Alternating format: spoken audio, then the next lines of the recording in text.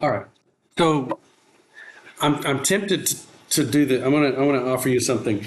There's always people asking for like extra credit, right? I don't have anything in the syllabus about extra credit, but if y'all want to have a shot at some extra credit, then we can take a vote or whatever. But I mean, is anybody going to say no to extra credit opportunities? Yeah. Okay. So by voice vote, we'll just say yes or consensus. I see the nods. If you would take what we just looked at, like this equation here, and put it into Excel in parts, and be able to put different molecules in there, you would really learn all these different parts, like as a project. And I'll just make the due date the first exam. Like if you could get this done before the first exam, it would be a good study tool as well. Okay, and so I'll walk through this exercise real quickly. So what you want to do, you want to start out with a constants section. These constants are all from NIST. Okay, and let's make it worth our while. This will be like an added. I mean, I think it's a valuable exercise. So I'm willing to say like 20 points on the first exam. Yeah. So I want you to really get on it. Yeah. Okay. Okay. So no, can't do that. But yeah. Yeah, that's right. So do your constants, use all the decimal places, get them from NIST. Okay. Make a molecule section. Okay. We've got just a single molecule, so that's 1 over Avogadro's number. The default pressure and temperature, you can change this later, but start with 1 atmosphere and 298 Kelvin. Give the molecule, this example is the HOCl molecule, so I can check my work with the Gaussian stuff that I have in the notes. So won't you do that first? Do HOCl, do all of these constants, so you can check your work with the stuff in our lectures. And then you can change the molecule. So I want everybody to do a different molecule. Maybe I'll have to put a spreadsheet on Blackboard so that nobody has a duplicate, okay? But that way, everybody has their own molecule that they do. Make it small, make it like a triatomic, so we don't have, 3n minus 6 vibrations. Like, don't do benzene, you got 36 vibrations. So pick a 3-atom molecule and then create, locations for the mass. Here's the mass. The symmetry number, if it's you may have to look that up. You may have to do a Gaussian calculation on your molecule so you kind of check your work. Okay. And that's pretty easy. You guys know how to do that. And if not, work with each other. And so then you can get some of these constants from the CRC if you want, or you can do them through Gaussian. Notice we have the rotational constants and wave numbers. You'll want to convert those over to temperatures, the rotational temperatures. Same with the vibrational frequencies. They come out of Gaussian in wave numbers. There's a thermal section where they're in temperature too, but do the math yourself. Convert those to rotational temperatures and vibrational temperatures, and then start building up this equation. So we want the temperature range to be flexible. And so notice what I've got here. I've got a temperature max, a temperature min. Don't make it 0 because things will break, okay? And then I did I have like 100 cells in my spreadsheet. And so I just took, the max minus the min divided by 100 to come up with the increment. And so then I just plotted, I made this column here. See, F11 is my minimum, and then the next cell is the above cell plus the increment. And then I copied it down until I got to the max, and so we're good. So that's my temperature equation. And so that's the temperature axis for a series of these charts. Okay. And I'm going fast, but it's on the video, so you can go back and look at this and pause it. Okay, here's our partition function. Let me quickly look at something real quick. Make sure the volume, yeah, okay, good. And so the partition function, I have a translational partition function. That's this piece right here. Notice there's two temperatures here. This temperature right here. Oh, you can't see my mouse. Okay. Okay, so this temperature right here is this column.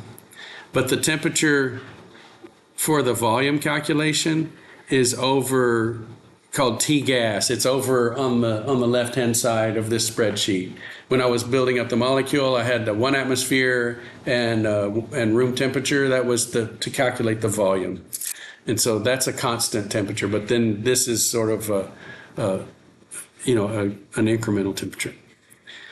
Be sure to convert molar mass to kilograms and so on. Convert your volume to meters cubed. The volume calculation uses the T gas, but the other T's refer to the temperature column.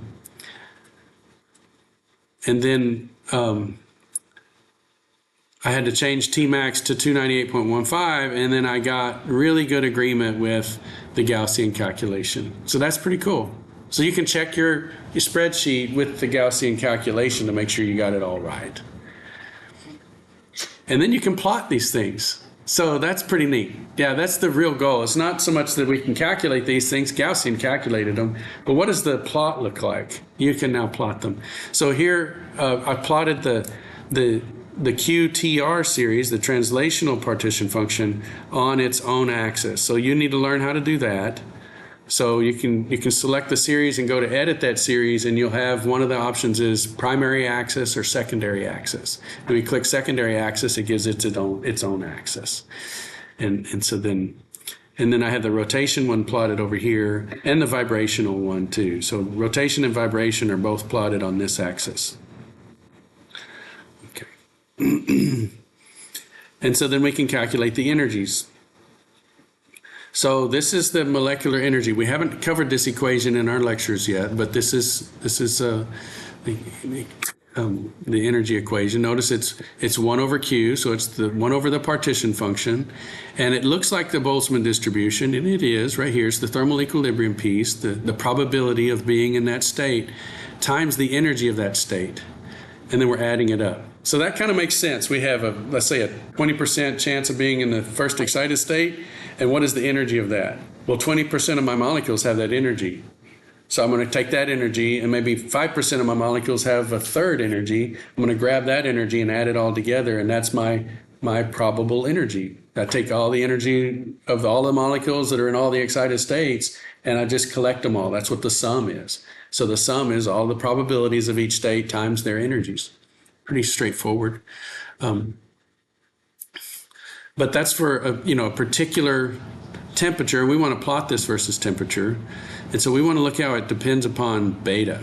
So this is out of the textbook, and so we're going to create a table of 100 values of beta and the natural log of the partition function. Okay.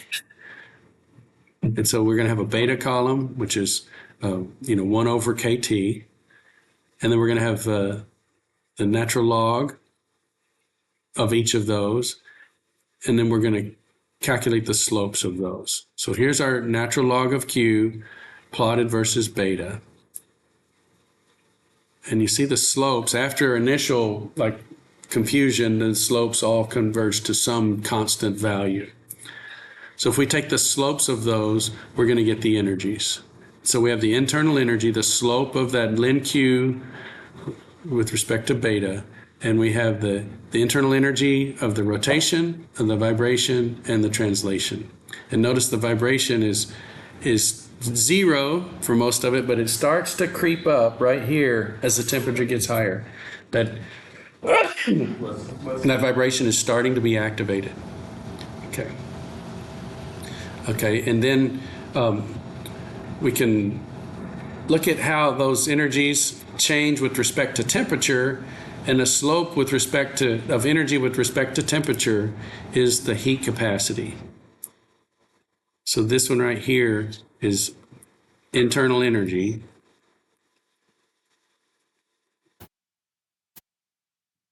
And that's the thermodynamic definition of heat capacity. And so we can take that difference in those divided by the difference in temperature. So we're taking the slope, the derivative, and we get our heat capacities. And so at low temperature, these assumptions fail, but at high temperatures, they work out really well. Okay. And so then we'll talk about equipartition next time, but start working on this spreadsheet and I'll answer your questions next time if you get started.